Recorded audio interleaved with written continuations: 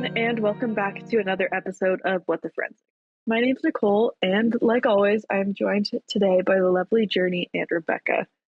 I will quick note, my audio may sound odd. I'm having some tech issues, so we're calling in a different way today, so bear with us for this episode. But this week, Journey, in light of National Truth and Reconciliation Day, 3 days from when this episode comes out, Journey will be educating us on Canada's history of Indian residential schools and the technology used to identify the many unmarked graves that have recently been discovered and are still being discovered, I believe.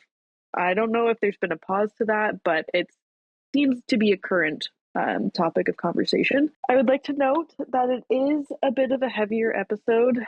There is a listener's discretion advised, as there will be detailed descriptions of child physical and sexual abuse. And in lieu of this episode, I would also just like to bring light and hope that everyone takes a second to recognize the land that they're on.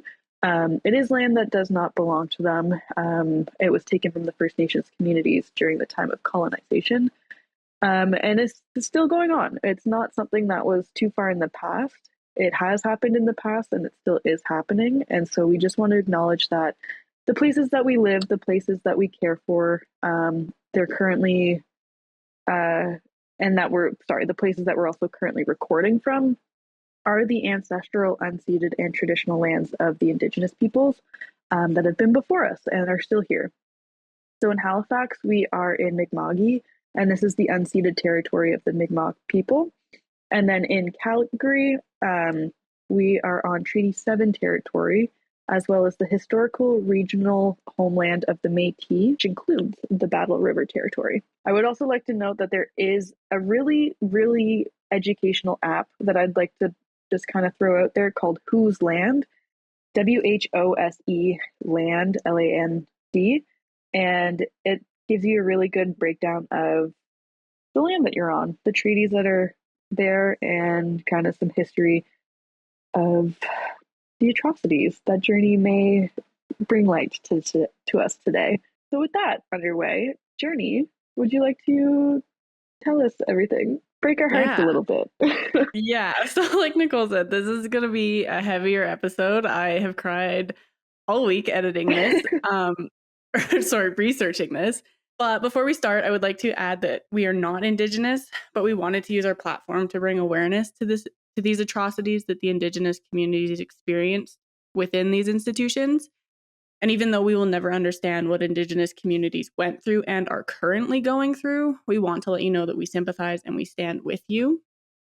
We also hope that this episode will encourage everyone to educate yourself on the issues that Indigenous communities are facing, because there are many issues going on today. All right, time to get sad. So, I'm already sad. Okay. Yeah. So, residential schools in Canada operated for over 160 years and had 150,000 plus children go through their doors. They were spread throughout the country, with the only provinces that didn't have any being New Brunswick and Prince Edward Island. These schools were federally run and church funded. The First Nations, Métis, and Inuit children were taken from their families and communities and forced to go to these schools, where they were forced to abandon their traditions, cultural practices, and languages. Now, you might be asking, why wouldn't the parents just not let their kids be taken? A lot of the time, they didn't have a choice, and they were threatened with prosecution if they didn't allow their children to go. And I also feel like in the beginning, there was a language barrier. And so a lot of the families ended up being manipulated into letting their children go, not knowing the full extent of what was going to happen to their children at these schools. In 1831, the Mohawk Indian Residential School opened in Brantford, Ontario. This school was established by the Anglican Church.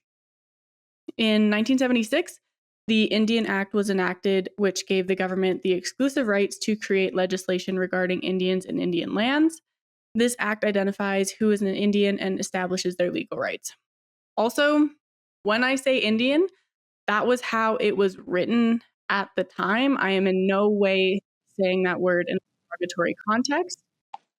Also, the residential schools were called the Indian residential schools, so I will end up saying it a lot.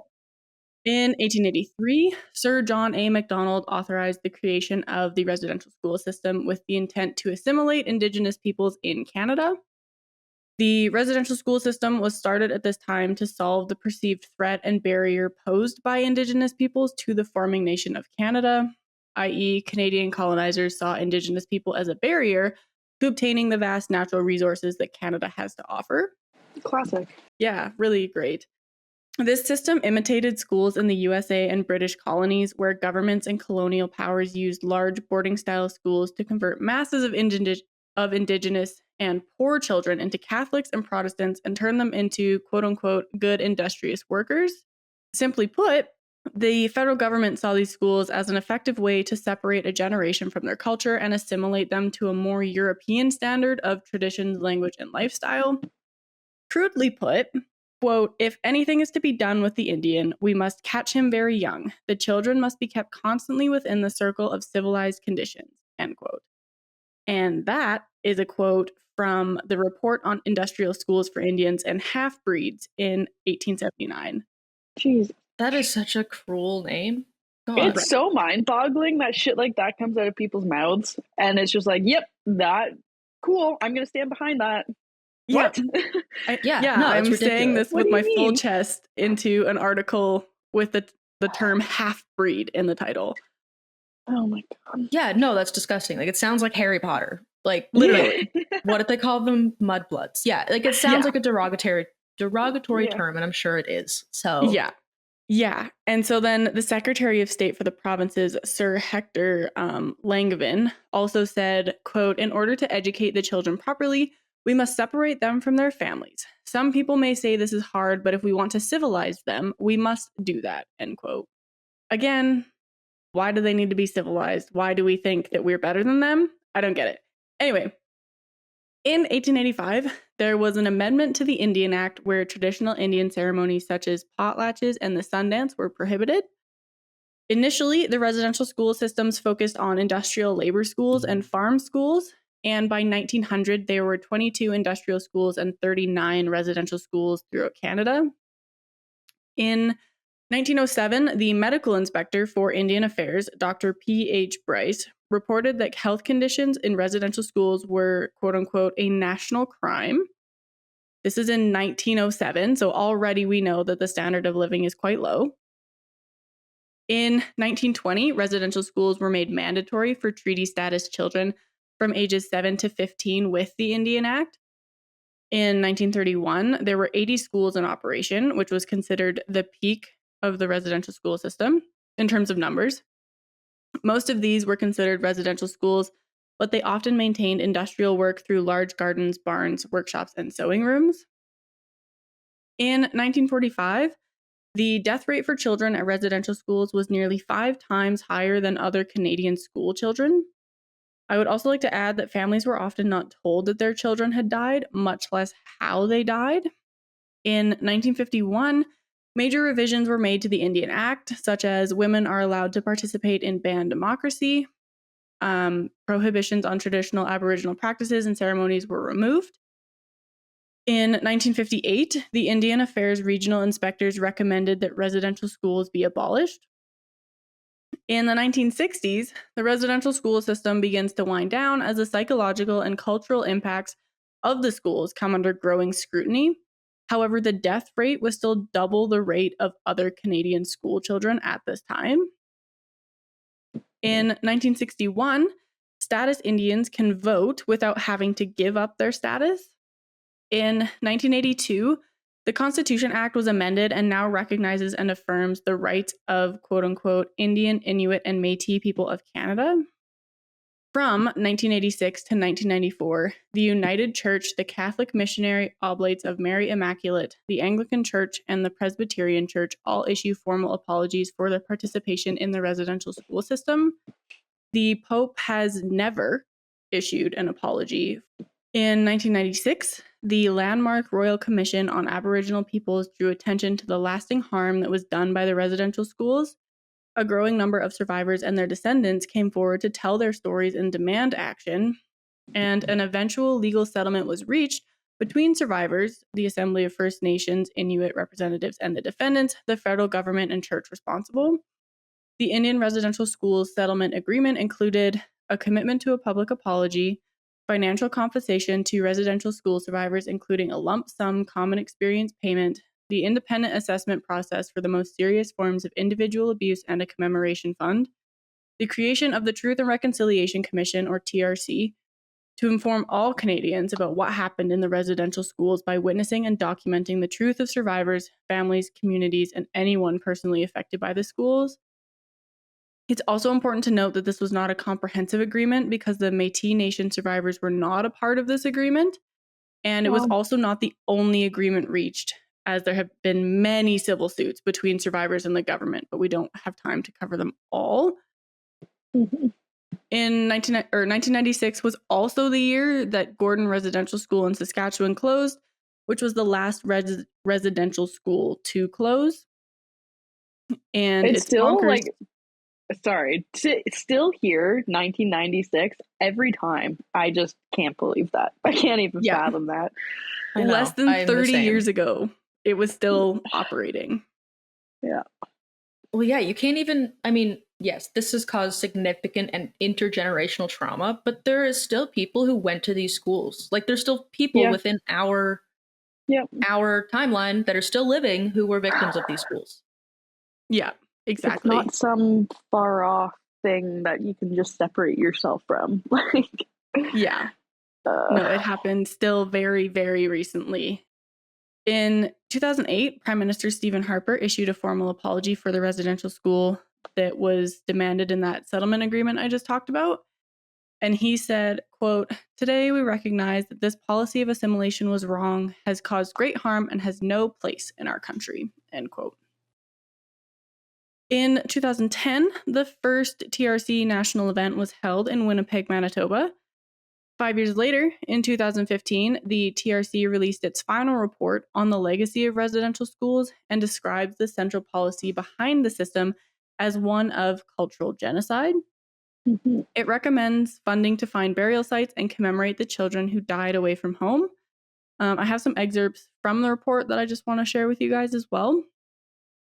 The first is the quote, "The government, church, and school officials were well aware of these failures and their impact on student health. If the question is who knew what when, the clear answer is everyone in authority at any point in the system's history." Wow. Yeah, kind of crazy. Residential schools were a systematic government-sponsored attempt to destroy Aboriginal cultures and languages and to assimilate the Aboriginal people so that they no longer existed as distinct peoples, which, again, cultural genocide. It also said that students were often housed in poorly built, poorly heated, and unsanitary facilities with no access to trained medical staff. Students were also subjected to harsh and abusive punishment. I don't know if I ever told you guys, have you ever been to a residential school? No, but I just learned there's one in High River. Yeah, so it was a field trip that we did in elementary school. They took us to a residential school, and they walked us through to what our brains at the time could like kind of comprehend what went on. And it was like devastating to see, even then, not to like, as a child, you didn't really understand a lot of what happened and like could grasp it. And even now looking back is tough. But you would see like writing along walls of where the kids would like hide in cupboards and just like scour away. There were pipes throughout the basements where they'd get so hot because of the hot water. You'd see marks where people were chained to the pipes kind of thing. And like they were telling us stories of kids having sewing needles or larger needles put through their tongues if they were caught like speaking their language. Like it was just so abhorrent, the shit that we learned. But like I'm so grateful to have experienced that, I guess, to like recognize that at the age that I did. But yeah, wow, it was a lot. Yeah, I believe it. I can't imagine. Yeah, sorry, continue. No, that's okay. Tangent. A lot of the stories of what happens in residential schools is parallel to what happens in concentration camps. Yeah. Or what happened in concentration camps. And it's quite heartbreaking. And I wish that more schools did field trips like that, because we never did anything like that. And it would have been really, I guess I was homeschooled, but none of the schools in my area did things like that. No one has ever talked about going to see something like that. Yeah. And I think it's important that we keep talking about it in that way. Mm-hmm. Agreed. Yeah. So the TRC has also documented 4,117 deaths across Canada as a result of these residential schools. However, an estimated 6,000 children died, according to the former chair of Canada's Truth and Reconciliation Commission, Murray Sinclair. He said that they died from disease, neglect, or accidents. Physical and sexual abuse was also common. He also says, quote, survivors talked about children who suddenly went missing into mass burial sites, end quote. And he also said that other survivors spoke of infants that were fathered by the priests at the schools, taken from their mothers at birth, and then thrown into the furnaces. And I don't like to think about that too hard. That makes me really sad. I can't even comprehend that. I can't even comprehend and wrap my head around someone capable of that. It sounds like something out of a book. Like, it doesn't sound real, which is the most heartbreaking part, because then it's so easy for other people to market it as not real and as never happening. Yeah. I'll get into that later. In 2016, a separate settlement was reached with survivors from Newfoundland and Labrador. In 2019, a settlement agreement with survivors of federal Indian day schools was reached. So there was the residential schools that were like boarding schools where you would stay overnight. And then there were other ones where it's day school where you would just go during the day, I believe. I don't really understand how different they were. However, there was a very powerful ceremony to honor the children who never came home. Researchers of the National Center for Truth and Reconciliation worked for over a decade to identify nearly 3,000 children who died in the residential schools. They then wrote the 2,800 names of children they were able to identify on a red scroll that was 50 meters long, which is 164 feet, so that we will always remember them. And this is not a conclusive list, but it is a great start to commemorating those whose lives were taken from them at these schools. I'm also not sure why there was only 2,800 names on that list when they have documented deaths of 4,117. And I don't know if it was just that the remaining 2,000 they couldn't find the names or what. And I couldn't really find an answer for that, but I thought it was very interesting.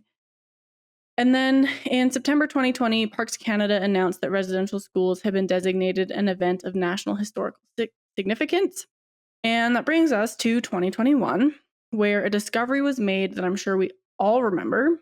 The Tk'emlúps te Secwepemc First Nation in British Columbia announces that a preliminary investigation using GPR has found an estimated 215 unmarked and previously undocumented graves at the site of a formal residential school in May. Other First Nations throughout Canada are conducting similar research, but I would like to focus on these findings right now. So these 215 graves contain the remains of children as young as 3 years old. All of the children are believed to be students of the Kamloops Indian Residential School, which was one of the largest schools in the residential school system. The remains had been confirmed with the help of ground-penetrating radar, GPR. The preliminary work on this site began in the early 2000s, so they have been working at this for a long time. I will say none of the remains have been excavated yet, so this is all still an estimation. The Kamloops School, which operated between 1890 and 1969, held up to 500 Indigenous students at any one time. Between 1969 and 1978, it was used as a residence for students attending local day schools. So, of the remains found, 50 children are believed to have been identified as their deaths were recorded between 1900 and 1971. However, for the other 165, there are no available records to mark their identities. And while the country is surprised by this discovery, survivors are very frustrated because this is something that they've been saying for a really long time, but their voices have been silenced for generations, which is why I think it's so important that we continue working toward more discoveries and more excavations of the Indian residential schools. In June of 2021, the Cowessess First Nations in Saskatchewan announced that it had found an estimated 751 unmarked graves. Yeah. The remains were found near the former Maryville Indian Residential School, which operated from 1899 to the 1990s and was under the control of the Roman Catholic Church for most of that time. It has not been determined if all of the unmarked graves belonged to former students or not. Cowess's chief, Cadmus Delorme, emphasized the discovery was of unmarked graves, not a mass grave site, and suggested that the Catholic Church may have removed grave markers at some point in the 1960s. Why? What does that I honestly would not be surprised if they did that, though, just to cover it up. You know, they're like, because LiDAR didn't exist then, right? No, it didn't. Yeah. Yeah, so like I feel like at that time, like unless they suspected someone was going to come in with like bulldozers or something, like taking away the grave markers is unfortunately a great way to hide your history. Exactly. Yeah, I don't know why they would do that unless they were wanting to sell the land to be like subdivided or people to build on it. But it's a graveyard. Like, it's technically sacred ground. Like, what are you doing? Yeah. But I listened to a podcast of an interview with a survivor of the Maryville Indian Residential School. And so his name was Barry Kennedy. He was 5 years old when he was taken from his family in 1964 and forced to attend the Maryville Indian Residential School. He remembers sitting at the breakfast table with his parents and his two sisters when there was a knock at the door. His dad yelled for them to come in, expecting family or friends. However, an RCMP officer walked in with a group of people. Barry's mom ushered the kids into another room where they listened to the grown-ups yelling, arguing, begging, and crying over what was to happen.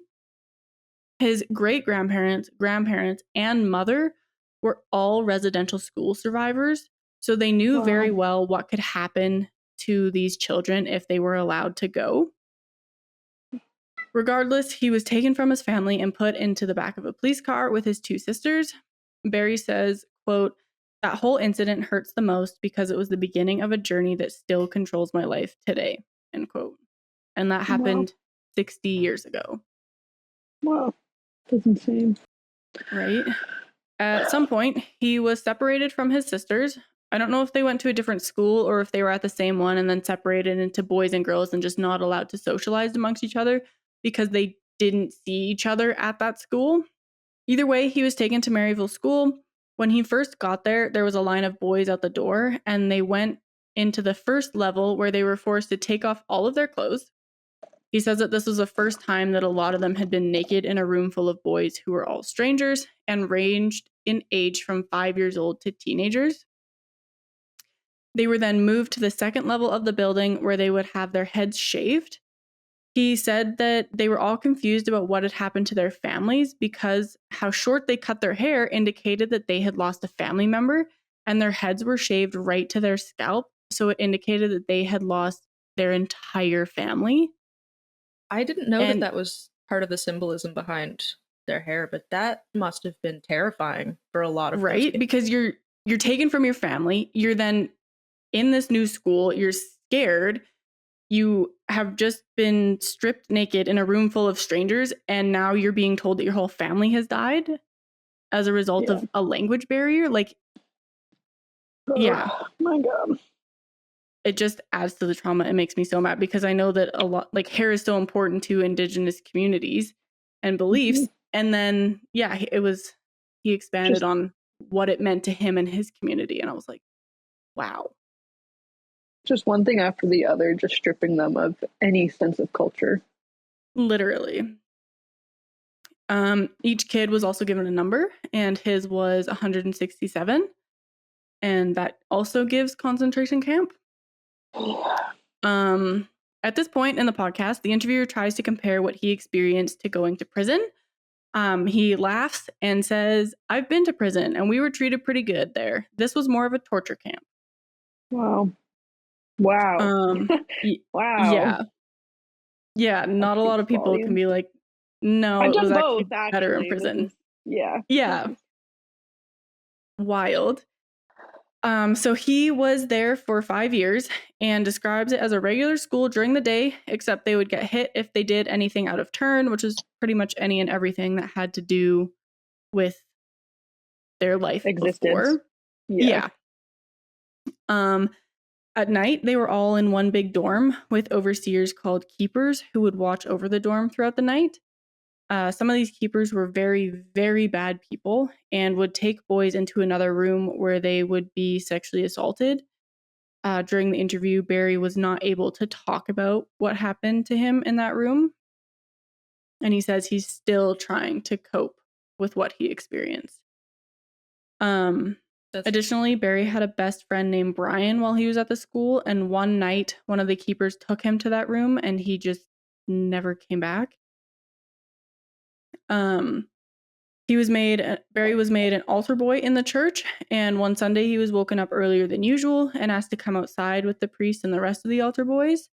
When they arrived, there was a hole in the ground with a child-sized body wrapped in a sheet. In the hole, the priest performed the last rites and they buried the child, and he doesn't know who they buried that day. Could it have been Brian? Do you know? Was it that shortly after or not quite? No, I don't think they were that close together. Gotcha. He also said that kids died of starvation, loneliness, fear, suicide, and many ran away. I can't imagine. First of all, just the fact that you can die from loneliness is heartbreaking. Yeah. And the fact that it was happening to children is even worse, arguably. Yeah. But also so many kids tried to run away. And just the fact that and I don't know if you get into this, but so many ran away, thought they found safety in communities in other people's houses, only for these people to call the RCMP to take them back to the schools. Yeah. Have you guys heard of the slight tangent, but related? Have you guys heard of the Downey Wenjack Foundation? I've heard of it, yeah. Is that from the Tragically Hip? Yeah, so Gord Downey, from the Tragically Hip, he started it, I believe, while he was with the Hip, but this went on after they had concluded the Hip because Downey had cancer. But it's a foundation basically to raise money and basically raise awareness for the atrocities that happen at residential schools. It's called The Secret Path. Gord Downey wrote this album called The Secret Path. It's a complete narrative, basically, of the real life account or the real life story of a child named Channy Wenjack. He was an Indigenous child sent to the schools. He ran away with 9 other children. All of the other kids were caught, but Channy Wenjack was found a week later dead on the railroad tracks. Wow. And yeah, so there's an entire album telling his story, and there's also a visual, it looks like a storyboard art almost to go along with it. And I would, if you're looking to cry or just learn more about it, I would 100% recommend it. It's heartbreaking, but this is an incredible foundation. They've raised so much for this. And sorry, you just talking about them running away is what reminded me of that, because that is Channy Wenjack's story was that he ran away with these 9 other kids or 8 other kids, and he was the only one not found, but it's because he died on trying to get back to his home, which was 600 kilometers away from the school he was sent to.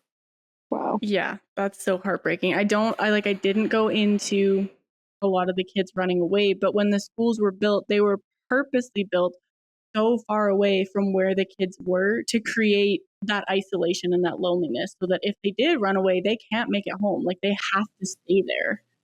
Yeah. Which is so terrible. Something else I just wanted to touch on, Rebecca brought this up, of this is happening to children. I feel like that gets overshadowed a lot because we're hearing from adults now, but when you think of the fact that this was happening to a 5-year-old, it should make you see red. It infuriates me.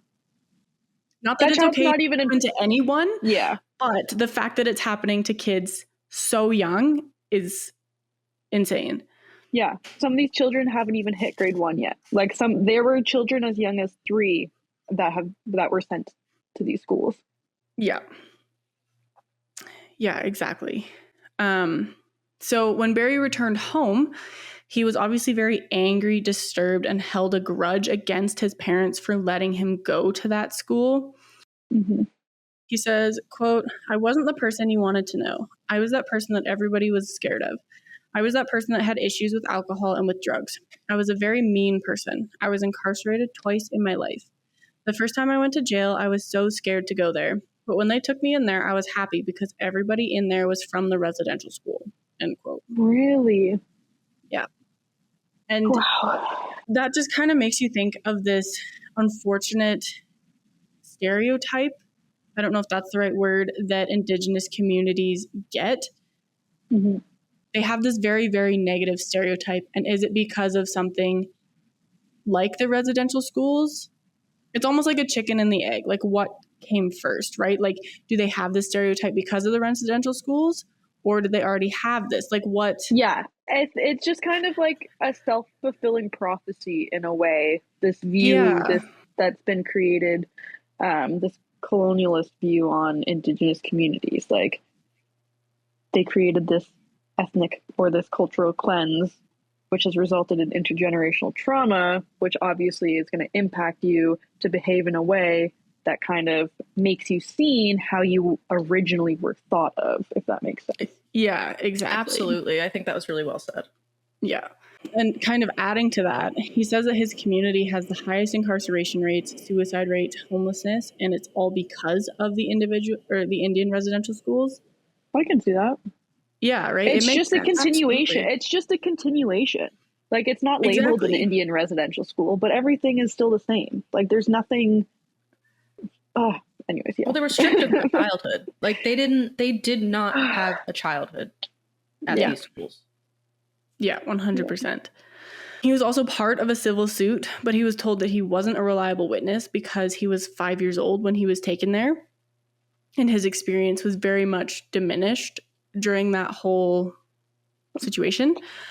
He did end up receiving compensation, but it wasn't even enough to buy a vehicle, I guess. He doesn't get into numerical value or anything. Not that we need to know that, but the fact that it doesn't help or contribute to his life in any way is also very telling.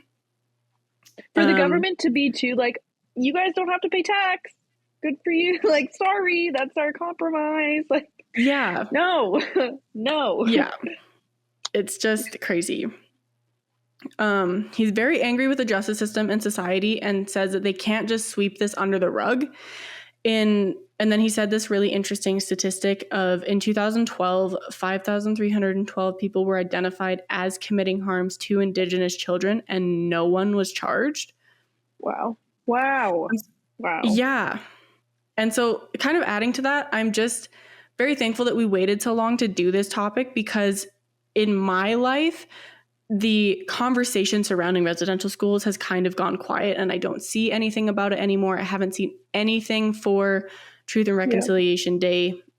Yeah. And so I'm happy that we're bringing it up again, because it's not something we can just forget. Do you know what I just found out today too?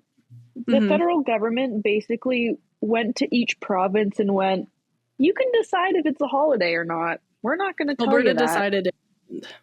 Yeah, they were the only province. No, I don't think it is in Ontario either. Yeah, no, Ontario. Yeah. Despite that being the, like, I don't want to say first, because I'm not positive on that, but like, yeah, because the residential schools started in the east and then slowly moved west with. Yeah. Okay. Yeah. I saw something that said that residential schools started in the 1600s. I feel like that's I didn't know how to begin to fact check that. But yeah, I feel like they weren't called the same, but like, just globally, shit like that's always been going on. I don't even know when Canada was first inhabited by colonials. I have no idea. But I know that, like, at least when, like, the quote Americas were discovered, like, by Europeans, I know that even though it did horrible things to the Indigenous people because they brought over a host of illnesses they never experienced, and they also gave them terrible trade deals. However, there was like a brief period where they did have a really successful trade system where, like, the Indigenous were trading, I think, like, foods and leather and all this stuff. And then in turn, the Europeans were trading them with weapons and blankets. But the blankets ended up being a very terrible thing that I won't say they assisted with, because it simply didn't. But for a very small period, it seemed like they were somewhat working together, and then it just all went downhill because Europeans wanted the land. Yep. As Totally. per usual. What else is new? Okay. So when Barry was asked about the graves being found, he said, quote, "Finally, these ones that had lost their lives said, 'It's our turn to speak,' and they showed themselves," end quote, which I think is pretty powerful. I would also recommend that if you have 40 minutes in your day, that you listen to this podcast. It'll be linked in our sources. It's really, really good. Going back to June 2021, a week after the Cowessess discovery, the Lower Kootenay Band in BC found the remains of 182 people near the former St. Eugene's Mission School, which was operated by the Catholic Church from 1912 to the early 1970s. In mid-July, the Penelakut tribe in BC found 160 undocumented and unmarked graves on their ground near the former site of the Cooper Island Industrial School. That pretty much we're caught up. In 2024, to this day, there is no full picture of the number of children who died in residential schools, the circumstances of their deaths, or where they are buried. There have been 1,700 unmarked graves found throughout Canada, but 40% of the school sites still haven't been searched. Wow. There's a website in our sources that has an interactive map that you can look at and read about each discovery, which I thought was really interesting. There were no sources in 2024 of findings at any residential school. Everything was in 2023, 2022, 2021, which I thought was very weird. So maybe they the start of 2024 has been the discoveries and they're working on how to disseminate that information. Maybe. I don't know. I don't they're know. Waiting to have as much as they can to their discovery to share. I don't know. Yeah, I don't know. It's ridiculous. But now that we're all super sad, let's get into the standards of living and education at these schools. So the quality of education and even the buildings themselves were very substandard. Early schools were notoriously insufficient, underfunded, and mismanaged. Accounts from survivors and staff showed that the buildings were often in a poor state and were even dangerous. Fires frequently ripped through the schools, burning entire buildings down. Later, schools were built with a heavy brick and mortar style in an effort to show the permanence of the government's education policies toward Indigenous peoples. And while these schools were an improvement over the earlier ones, they still only had super low quality food, accommodation, and living conditions for the students. The fires ripping through the buildings made me think of the episode we did with Meredith and how that one building burnt down and killed people. I don't know how many people were killed when these buildings burned down. There was no documentation of it. Additionally, children would also be harshly punished for speaking their own languages. Staff were not held accountable for how they treated the children. Like I already said, thousands of students suffered physical and sexual abuse, loneliness, and homesickness, and they often died as a result of these. These schools not only hurt the children, but they also hurt their families and communities. Children were deprived of healthy examples of love and respect. Their distinct cultures, traditions, languages, and knowledge systems were being eroded by forced assimilation. And like I said earlier, they were built far away from their communities, so they had no support system. The schools also implemented a pass system where they could gain permission to visit their family or have their family visit them. I don't really know what that looked like or how often students actually gained permission to visit their family or have them visit them. For many survivors, talking about their experiences means reliving the trauma, and for many years, no one talked about what they had experienced. And that kind of leads me into some not so fun facts. The first is that the Roman Catholic Church was responsible for operating 70% of the schools. And like I said earlier, the Pope has not issued an apology for their actions in this, even though they have been asked many times. A lot of people think that this is all a hoax and didn't happen. That baffles me. Genuinely baffles me. It makes me angry. Same. Yeah, I'm trying to collect my thoughts. I have in my notes touch on this and try not to get too heated. But I noticed today that when you Google how many graves were found, one of the top results, actually most of the top results, are websites that talk about how this didn't happen and how, like, yes, technically no graves have been found. Potential grave sites have been found. Like, it's all wording. Like, they're cutting out specific words. No, it's totally okay. And then nitpicking that information to make it seem like it didn't happen.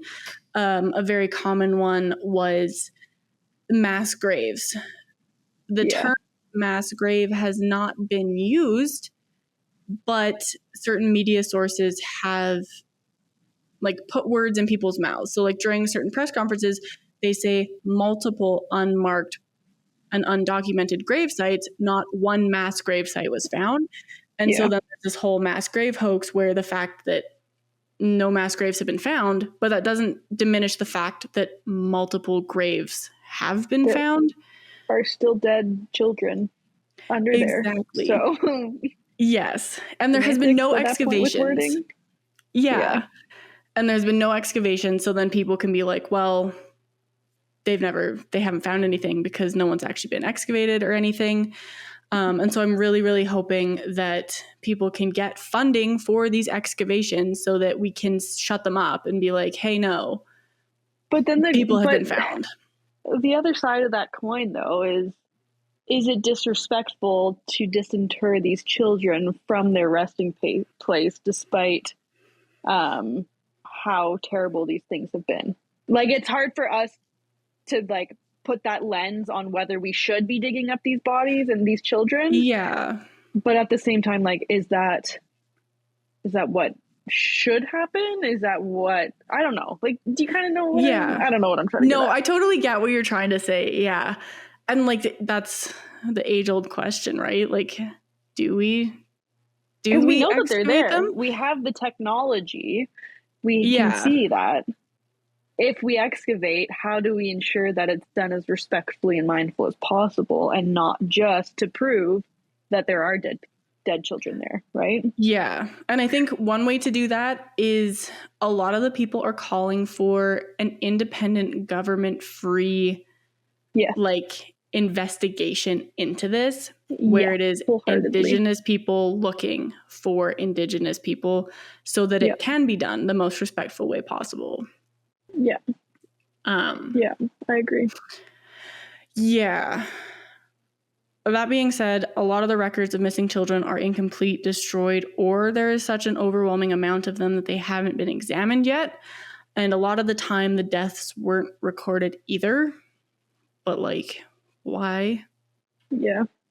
And Nicole touched on this in the beginning, and I think it's a very important quote to kind of end the discussion of the Indian residential schools.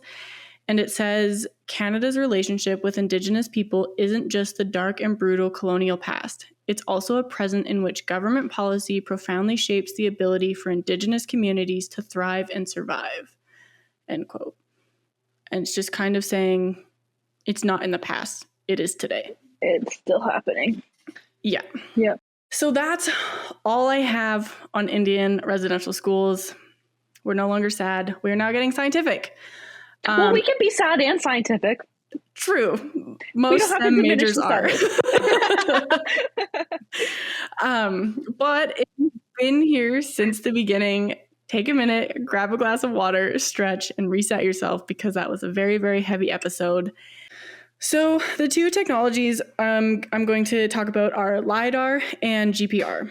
We initially set out to only discuss LiDAR, but I made a mistake and realized that GPR was actually used, not LiDAR, but we're going to talk about both anyways. So LiDAR stands for Light Detection and Ranging, and it is a remote sensing method used to examine the surface of the Earth. So it sends light waves to the ground and calculates how long it takes for the light to hit something and reflect back. And there are two types of LiDAR, topographic and bathymetric. Bathymetric uses a water-penetrating green light to measure the seafloor and riverbed elevations and is primarily used in aquatic surfaces. We are more concerned with topographic in this scenario because it creates a topographical map of the Earth's surface, which is what we're looking for. And so, although LiDAR can't directly detect bodies in the subsurface of the soil, we can apply it in a way that has three main benefits. First, the ability to cover large areas in a short amount of time. Second, the capacity to penetrate tree canopies. And third, with the capability to detect subtle elevation changes associated with clandestine graves. So it gives us a very quick and easy way to look at what's happening on the Earth's surface, but it doesn't give us a lot of information of what's happening underneath the Earth's surface, which is why it was not used in this. That's all I have on LiDAR. That is the most plain explanation.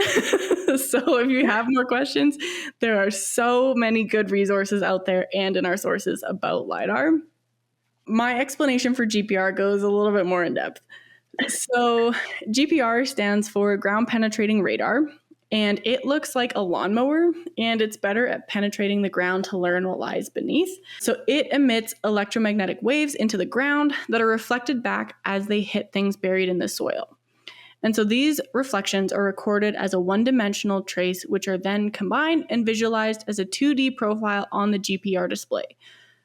And that's all done electronically. You don't have anything to do with that other than you're just like walking with this lawnmower over the surface. And so when the GPR detects an object, it generates a hyperbola in the graph. And so then this data can then be turned also into a 3D cube of the area covered for further visualization and in-depth analysis of the area, which is what I'm assuming happened at the residential schools. And they kind of, this cube is almost turned into like a heat transfer one where it's like blue and red and yellow to indicate the sizes of the objects in the certain areas. Okay. And then I just have images of what it looks like that I'll put on our website of what a hyperbola or like a disruption in the GPR thing will look like and what the GPR as a whole looks like. LiDAR is less exciting. It's just attached to an airplane or a drone, I guess. So the electromagnetic waves are sent down from the GPR machine, so the area will be covered with bidirectional grids in perpendicular directions, avoiding Z-pattern collection. So that means you take a baseline and you only walk forward from that and you do a bunch of crisscrosses. Okay. And you try to align it with the grave orientation to get the most information possible. As the data is returned in slices. It's actually really cool. I'll put a ton of images on our website. I found a couple really cool studies and graphics of how this actually works. And so then when searching for an adult grave, it is recommended that you space your lines between 0.2 meters to 0.5 meters apart or the width of the GPR sensor. So you're walking very narrow lines back and forth. Mm-hmm. If the wave reflects off something very different from the surrounding soil, it will show up better than something that shares similar properties to the soil. There's a ton of sciencey jargon into what constitutes differences. I'm not going to bore you with it, but when you combine the amplitude response with a depth response, it provides detailed information about the subsurface and what is underneath there. Lower frequencies allow for deeper penetration, while higher frequencies will have higher resolutions. So we've created a multi-frequency antenna that allows for higher resolution and deeper penetration to get the best of both worlds. I was also reading this one study, and I didn't really understand because they compared a 250 megahertz frequency to a 500 megahertz frequency, and the 250 megahertz was much clearer at the 4 months post being put in the ground. And the 500 megahertz was quite like muddled, I guess, but it should have been clearer because it was a higher frequency, which I thought was kind of interesting. So it kind of depends on the situation and what the surface of the ground looks like, and also how long whatever you're searching for has been in the ground. They have a bunch of images comparing different timelines and different frequencies to show you that some are better at certain times, and it was really quite interesting. That's super cool. But like that also does show the importance of like doing multiple runs. You know what I mean? Exactly. Like if we only did one run through, like what's to say that, I don't know, maybe like, for example, you're saying they go, if it's an adult grave, between like 0.2 meters and 0.5 meters, like what's to say by accident one of your runs was 0.8 meters away? So maybe you missed like 0.3 of that. Exactly. So yeah, so like, I don't think it would hurt to do multiple frequency run throughs, like just for, I don't know the word I want, but you know what I mean. Yeah, no, I totally get that. And I feel like science. Yeah, unfortunately, like we don't have a lot of time, but the closer together you can get your passes to be is also very important, because then you're not missing any valuable data. Yeah, that makes sense. And also the training of the forensic personnel running the GPR machine is of the utmost importance, I would say, because I have tried looking at the readings and they do not make sense to me. It's like looking at an ultrasound basically, and I just have no idea what's being shown or anything, because there are so many different like hyperbolas. If there's literally anything in the ground, like a rock or a stick or anything. Mm-hmm. I was going to say, I used to watch a lot of Curse of Oak Island with my parents. And I'm like, if I remember correctly, and I'm pretty sure I do, because again, I watched a lot of it. They used like ground penetrating radar to figure out where like the quote unquote money pit was, and like where all like the secret tunnels were and stuff. It is so fascinating. But like when they would show those pictures on screen, they're like, look what we see here. I'm like, I don't know what you're seeing. I literally have no idea what I'm looking at. I'm going to put a bunch of images on our website so people can go and look and see what it looks like, because it literally is just a bunch of like black and white lines, and they're so difficult to read if you don't know what you're looking for. I remember, Meredith was saying it's not just like you go over a space and you see a bone underneath like you see on TV. Yeah. Like you actually know how, you need to know how to read the displays and whatnot. Exactly. And so a main issue with GPR is that not all subsurface anomalies are relevant to the target search. So kind of like what I was saying, they pick up everything under the ground, but not all of it is important. Mm-hmm. So to kind of mitigate that, the investigators should determine as much information about the burial site prior to performing a geophysical search. So for example, it was useful to know the depth and size of the burial, if the body was wrapped with any materials, if any debris was placed over the body, and if there was any metal placed in the grave. Additionally, the search site should be inspected to determine if GPR will be suitable as a search tool. It's best used on flat, dry, sandy ground with a clear surface and subsurface, because the presence of like tree roots, buried debris, cobbles, or any buried pipes, may result in false positives that can obscure the response from the body or grave. So it's best utilized in a field setting of short grass with a limited presence of trees and brush in order to minimize the masking effect of a root system when using GPR. That being said, an apple orchard near the Kamloops Residential School was the site where they were looking for the graves. And that's why I'm so like passionate, I guess, towards them getting funding to exhume these bodies, is because they could, like, to my knowledge, they could very well be tree roots, right? Because I don't understand how to read this, or they haven't released what the GPR data looks like, right? So a layperson can't look at that and be like, oh no, there actually is graves. And that's causing a lot of conspiracy theorists to be like, well, they haven't found any graves. There's no one actually buried there. It's all tree roots. Yeah. Which is frustrating. I just have the reason. Go ahead. Sorry. I was going to say, I just have a quick question, because I don't know if this was my misunderstanding, and it could just be something that I missed earlier, and I super apologize. And we could also cut this out. It is genuinely just me. I have a question.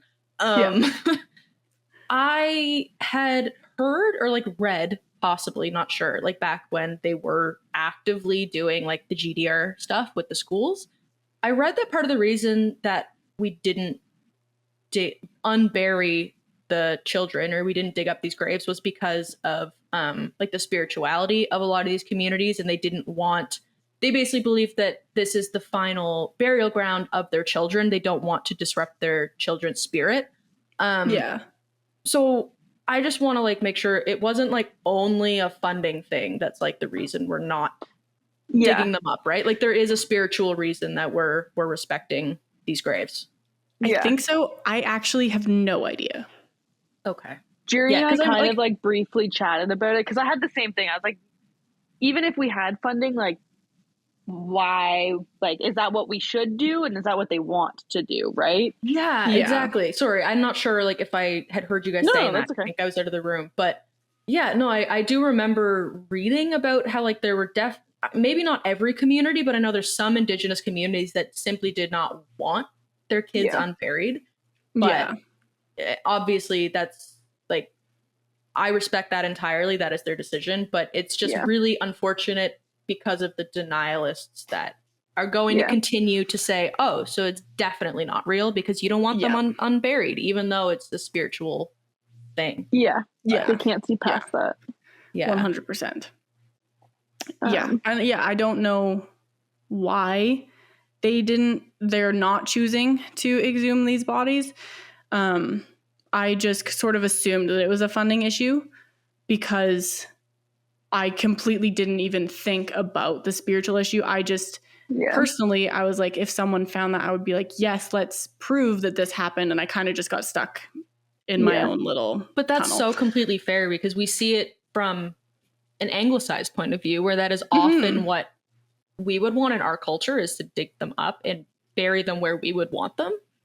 Just be like, here's the proof. Okay. Exactly. Let's continue on. Yeah. Exactly. But yeah, like it really puts it into perspective. Sorry. Like once we start actually sitting down, learning about different cultures, like it makes a lot of sense why there's a lot of stuff like this that like, I'm pretty sure the denialists are just people that are secretly racist and that's why they're denying it because they don't understand other cultures and spiritualities. Mm-hmm. Yeah. 100%. Yeah, sorry, I am just slightly heated. I was trying to confirm my like whether or not I had read that somewhere about like the kids being unburied. And I just read a CBC thing really quick about how a bunch of denialists actually entered a site without permission in 2021 to try to dig up the graves without permission, which is disgusting, and I am fuming. The audacity. I know. Yeah, no, they're like, if you get down the rabbit hole of the denialists, it's actually frustrating. It's alarming. It is alarming. It's concerning. Especially because a lot of the individuals are professors at universities or people who were like right-hand men to former prime ministers and like big names with important things. And they're actually just racist white people. Exactly. Well, exactly to your point earlier, Journey, that we try to look this up and it's just denialists. The very first result I found in my search was from the Fraser Institute, that's the one I'm talking about. Yes. That's such a reputable. Oh, I'm so concerned. And that only came out this year. Mm-hmm. No, it's because they wrote a book about it. Okay. They wrote a book. That doesn't make it any better, but yeah, it's so gross. So gross. Like, if you don't believe that these things happen, you're gross. You're gross. Simply. Yeah. And like, how does it impact you if they have or haven't happened, right? Like, let's just all empathize with this horrible, horrible thing that happened. We have proof. We have over a century of proof. So just shut up about it. Yeah. Yeah. All due disrespect. Shut the fuck up about it. Yeah. It's such like a woe is me. I'm not the center of attention. So I need to complain about and put down another group and diminish their plights. That's basically what this comes down to. Exactly. Yeah. Which is horrible and stupid. And I think all of us could get really heated really fast about that. Yeah. I'm pretty sure I could rant for an hour about it. Yeah. Yeah. I was gonna say, Journey and I were talking about this the other day too. We had called, and what's baffling to me is that the fact that the three of us, as white women who don't have a direct connection to any Indigenous and residential school survivor, the fact that we are getting so upset and sad about this, I can't even fathom what actual survivors and generations have dealt with. But then for other people to just not experience any of that emotion, and you're like, sorry, what the fuck do you mean? Yeah, well, what do you mean you don't believe? Yeah. Yeah. And especially for survivors of experiencing years and years of people not believing what you're telling them, and then when they have proof of what's going on, still not being believed. It's not good enough proof for them, though, you know? Nothing's we ever need something good more. enough. No, nothing is ever good enough for that subsection of our population. Yeah. Exactly. Unfortunately. It is ridiculous. Which is honestly infuriating because they will argue until the sun comes up, but they won't provide any real evidence. Yeah, they're not doing the work themselves to try and disprove. It's just they're saying it didn't happen, and that's it. That's something their else. Yeah. When I was researching this episode, I was really trying to choose Indigenous written resources. Yeah. And I found one that looks Indigenous sourced. It's called the Real Indigenous Report. Okay. And it's an Indigenous Residential Schools Research Group, .com. So it looks real and legit and Indigenous funded. It is written by this man who has spent his life trying to rewrite Indigenous history almost.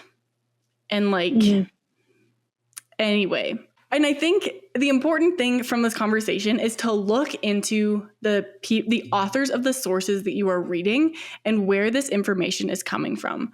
Because you might look and say, oh, this was written by a University of Calgary professor who has spent his life looking into Indigenous relations. But then you go on his Wikipedia page and find other things about him that are maybe not so great, and maybe the fact that he's not Indigenous and has never experienced any of this maybe takes away from his credibility. Yeah. So yes, look into the authors of your sources, please, for the love of God. Coming back to the topic at hand. What? We were on topic. Yeah. The investigators of the Kamloops Indian Residential School site chose the area that they did because it was where survivors claimed to be woken up in the middle of the night and forced to dig graves there. So they had research that there was a high potential for bodies to be there. They surveyed only 2 acres of a 160-acre section. Wow. So there's the potential for so many other bodies to have been found there. 2 acres is also a lot. To put into context of 2 acres and 215 gravesites. Yeah. Insane. It would also take a long time to walk that with the GPR. Yeah. Absolutely. But they also did find a juvenile tooth and a rib. I don't know if the rib was also juvenile. I guess it would be because if most of them were kids in that area as well. So they have found remains on the surface as well as potentially underneath. And if you're finding that on the surface, you can't tell. And if that's all they have found on the surface so far, at least, you cannot tell me that there isn't more hidden underneath. Exactly. Yeah. You simply cannot. Yeah, 100%. And so with the discussion of is GPR the correct technology to be using in this situation, with it being so difficult to read, in my opinion, in researchers' opinions, out of all the available geophysical equipment, GPR is generally the best option for locating clandestine graves. Operator experience should be of paramount importance when using this equipment because it is so difficult to read. Yeah. So at the end of the day, it is good that we used GPR technology to search for these graves. Mm-hmm. That is all I have for this topic today. I hope you guys learned something new and you're going to check your biases and check your sources and educate yourself more on what has happened and what is continuing to happen. And I hope that we can never forget what has occurred so that we can always continue to talk about it and keep it relevant until we have answers to these questions of what happened, and it's not something that can ever happen again. With check your sources, do your research. There's an educational resource called the Reconciliation Education, and it's the 4 seasons of reconciliation. I don't know if you've done this with work, Rebecca, but that's where I went. Yeah, okay. That's where I sat through all of the modules, and I genuinely learned a lot. And I'm kind of ashamed to say that I didn't know a lot of what was taught in that. And I do think it's something that everyone should experience once in their life and just like take the time to learn these things. And I think history has a tendency to repeat itself in many ways as we are coming to learn a lot. So sort of learning through right now and living through right now. Yep. Yeah. Scary time. Yeah. So take time for yourself, do some research, be there to support others, support Indigenous communities, support Indigenous artisans and businesses and whatnot. But yes, thank you, Journey, for sharing all of that. I know it was a bit heavy and a lot and very sad, but I also think it should be. And I don't think we should not be sad about these things because they are terrible, terrible things that have happened. They should not be taken lightly. No, exactly. I agree. But just quickly too, Rebecca, is there something you want to teach us? Just some new information to fill our brains. There absolutely is. Okay, so I do apologize that it isn't obviously very related to this episode, but that's okay. Didn't have. I love learning.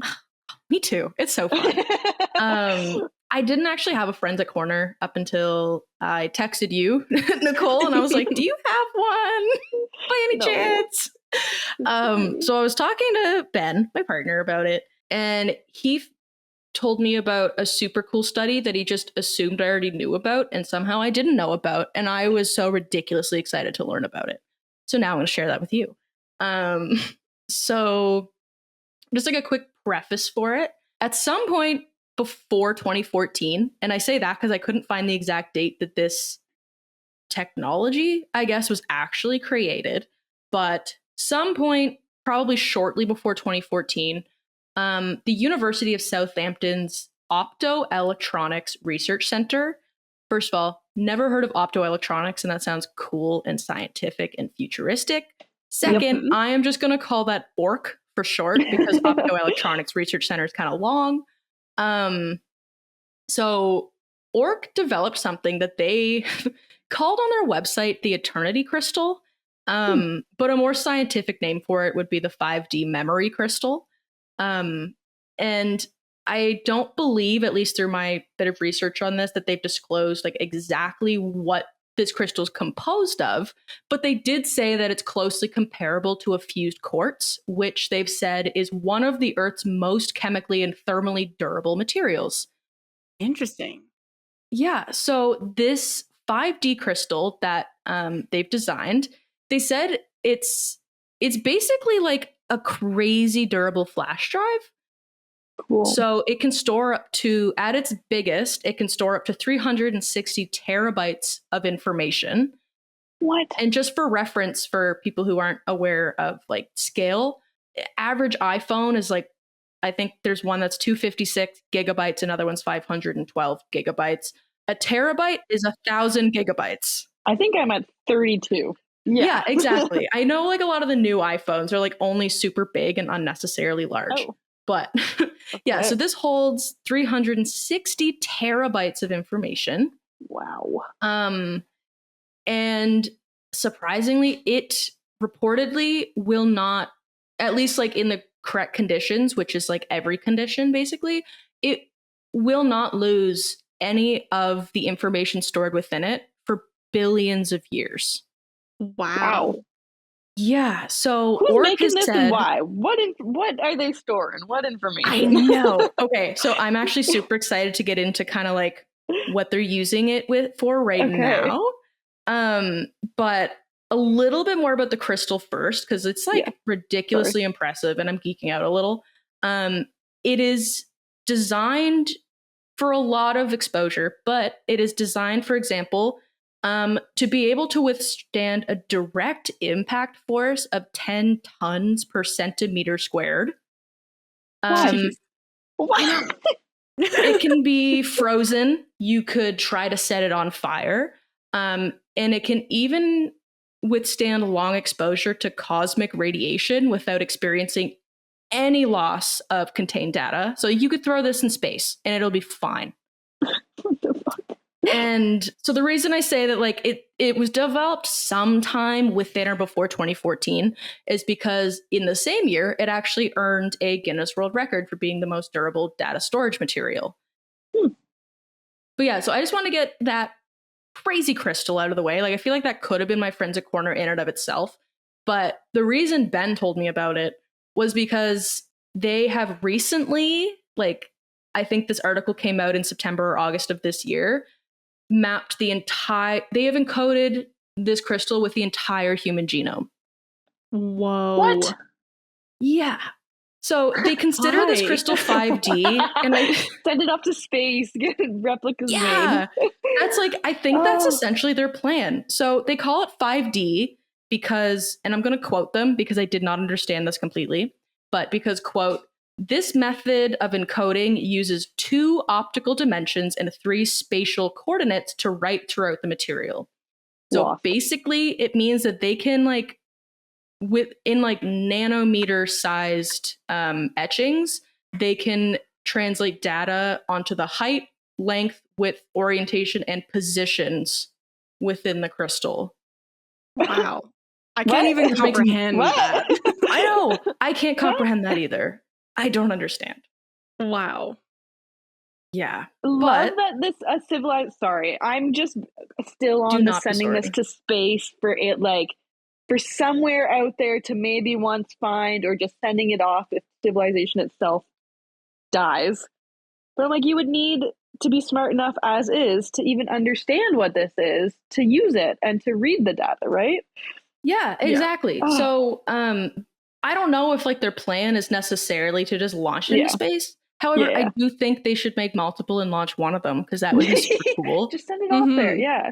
Yeah, exactly. But basically they had said that like the reason that they did this was because they did hope that like whatever future intelligence possibly stumbles upon this, and they actually did specify, they were like, whether this is an alien race or a new human race, or whether this is even like artificial intelligence, whoever comes across this, if and when humans go extinct, they're hoping that they have an advancement in their scientific knowledge that they can possibly use this genome information to bring back the human civilization. But then even further, because we don't have that science right now, like that is such a sci-fi concept. Yeah. But somewhat on like a more, I guess, today level, like present level, they're saying that they think that this could be really beneficial for storing current genomes that we know of species of plants and animals that are currently going extinct on our planet. Because even if within our own lifetimes, we can discover how to bring back a genome, I don't know, maybe if the panda does go extinct, we might want to resurrect the panda, or the palm tree goes, this is just basically like keep biodiversity going. It's basically an indestructible way to keep a record of Earth's ecosystems, which I think is like the coolest thing ever. Yeah. Crazy. It also makes me think too, like when you had first mentioned it, I instantly went to like the Library of Alexandria or whatever it is, like just the amount of books and knowledge and concepts that can be stored on just the little tiny crystal there. Yeah. And you can't burn it. You can't burn something like that. You can't destroy that history. Well, No, people will exactly. Like try, imagine but like all of the everything that was stored within, like you said, like for example, the Library of Alexandria. Like imagine if it was stored on these crystals instead. How much yeah, Yeah. we'd further still we have it. might be today. Yeah. Yeah.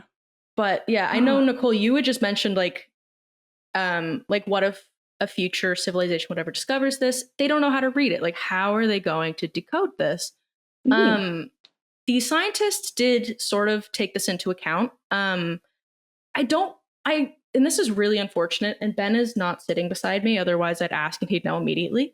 But there was a space, like a NASA project that occurred that they did launch something into space that contained the human genome and it contained information about our species and all this stuff.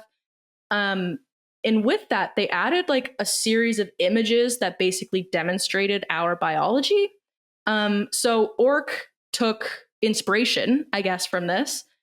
So on the crystal itself, they have engraved a series of like biologic pictures and markers that will basically show like the future, what we're trying to display to them. So in the next slide for you guys, I have the picture, and then also within like the next Forensic Corner, Forensic Friday, you'll also be able to see this picture. So it'll be on our website. But just for now, for our listeners who maybe don't see the photo, there's, like I said, a series of images on this little crystal, and they include the 4 bases of the DNA molecule. So the chemical compounds adenine, cytosine, guanine, and thymine, as well as where their placement is in the double helix.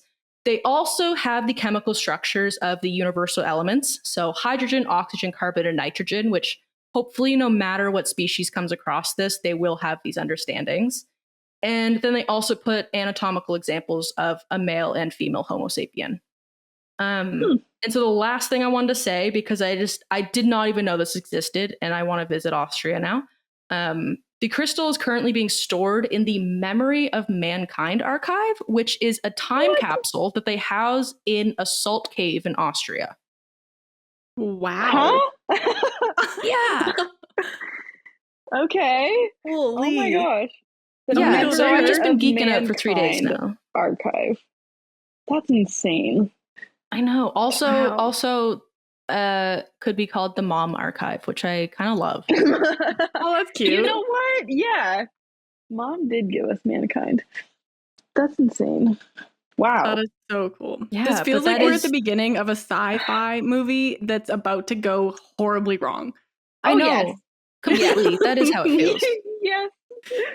But at least we Yeah. get to see all the really cool science before Exactly. Well, the before start we of It it leave hasn't has gone science. wrong yet, so it's still Yeah. exciting. Yeah. Oh boy. Wow, so that's cool. crazy. It's neat. So is the photo that you have there, Rebecca, like the actual image of it, or is that kind of just like a rendition of it? As far as I've been able to find, that is the actual photo of the crystal. Cool. It looks kind of like an eye contact, like a contact lens. I know. It is watching. definitely way smaller than I would have anticipated a crystal that holds 360 terabytes of data. Yeah. Yeah. A lot. Like for How reference does- for our listeners, this image that, again, I will be posted on our website. Yep. But this image is a disc probably no bigger than 2.5 centimeters across, being held in the thumb and index finger of a person, just a regular person. Yeah. Crazy. Jinx. Oh my goodness. Okay. Well, thank you so much, Rebecca. I am so glad Ben could provide this fun little forensic corner. And me too. I was concerned. There's always something to be shared. Absolutely. I'm so excited to deep dive into a rabbit hole on this Memory of Mankind archive, though. That's cool. Me too. But for our listeners, our next episode, we are going to be talking about the serial killer H.H. Holmes. He's kind of seen as, I think, in media, the first serial killer, but we'll get into that. He had a fun little murder mansion going on. There is a book, too, that I will preface and recommend now. Maybe our listeners could book club it. It is The Devil in the White City by Eric Larson. Murder, Magic, and Madness at the Fair That Changed America. And H.H. Holmes is a big proponent in that book, and I really recommend it. It's very, very good. That being said, as always, you can find us Instagram, YouTube, Facebook, and TikTok at What the Forensics. We are on X at WT Forensics Pod. Also, big shout out to Suncoast Forensics. They've been like shouting us out every once in a while, and it just, the followers that we get from it, you guys are awesome. So thank you, Meredith. Thank you, Suncoast. Keep doing what you're doing, you know? Our website is whattheforensics.ca. This is your one-stop shop for everything. So we've got our sources, our images, a little bit about us, references, or not references, but suggestions. Please feel free to leave a review and or comment wherever you listen. Make sure apps are auto downloading too. iTunes just hates creators, it seems like. So they've removed that feature. And like, subscribe, and follow wherever you can. We really appreciate it. We are very small, and we are very like, this is like a fun thing that we do. So to see that there's actual interest and that there's actually people like following us and listening along, it's really cool to see, and it makes the three of us really happy. So just keep doing what you're doing. But with that being said, this has been another episode of What the Forensics. Please take care, take time for yourself, learn, educate yourself, but also understand. We hope you learned something, and we will see you next time. Bye. Bye. Just a reminder to everyone that we are not professionals in the forensic science field. We are just students who are learning and want to share what we are learning with our listeners. We're trying to give you the most accurate information, but we are human and we can make mistakes. Thank you so much for listening, and we hope to see you next week.